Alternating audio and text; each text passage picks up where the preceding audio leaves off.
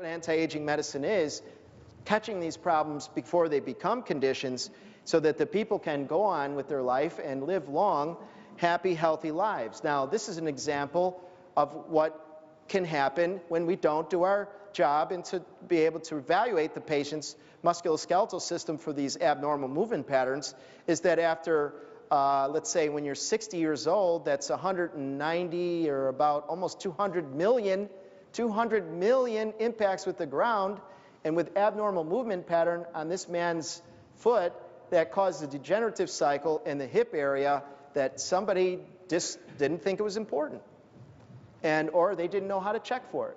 And as a result, the hip needed to be replaced. 400,000 people needed their hip joint replaced. Now, what's embarrassing is that if that's your patient, then, and you had that patient their whole life, then why didn't you do something for them when they were in their 20s and 30s so they could have prevented that? That's anti-aging medicine. Early detection, intervention, and prevention of age-related diseases. This is not something that is expected.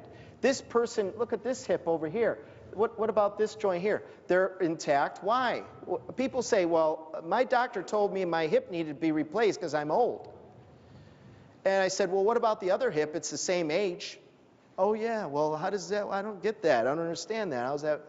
You know, weakness in the suspension system.